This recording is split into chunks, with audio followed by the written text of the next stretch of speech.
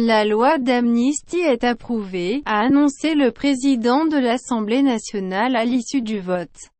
Le texte a été approuvé par 70 députés du Front sandiniste de libération nationale, FSLN, au pouvoir, et rejeté par 15 députés de l'opposition.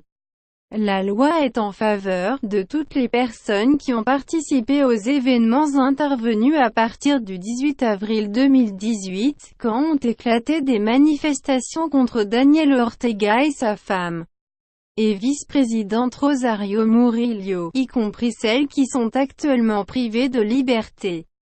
Selon la loi, les opposants emprisonnés pour leur participation à des manifestations doivent ainsi être libérés, et immédiatement, après la publication de la loi au journal officiel. Les opposants amnistiés devront cependant s'abstenir de commettre les actions qui ont motivé leur incarcération, c'est-à-dire de manifester à nouveau leur opposition. De manière générale sont amnistiés tous ceux qui ont été l'objet d'enquêtes ou qui peuvent l'être, y compris les membres des forces de police ou des groupes paramilitaires qui ont tiré sur les manifestants antigouvernementaux. Le chemin de la paix et de la réconciliation ne peut passer que par le pardon, et cela nous attriste de devoir amnistier des assassins avoués de policiers et des tortionnaires, mais la patrie passe avant tout sentiment mesquin, a déclaré le député Edwin Castro, président du groupe parlementaire du FSLN qui a présenté le projet de loi.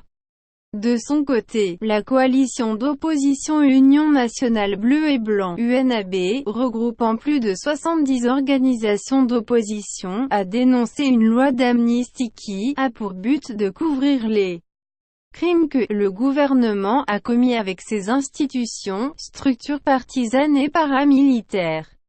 Les manifestations, d'abord dirigées contre une réforme de la sécurité sociale ensuite abandonnée, ont rapidement réclamé le départ de Daniel Ortega, au pouvoir depuis 2007, et des élections anticipées. Elles ont été durement réprimées et les violences ont fait au moins 325 morts et 2000 blessés, pour leur écrasante majorité parmi les opposants, selon des organisations humanitaires. Selon les groupes d'opposition, entre 600 et 800 opposants ont été jetés en prison tandis que plus de 62 000 Nicaraguayens ont pris le chemin de l'exil.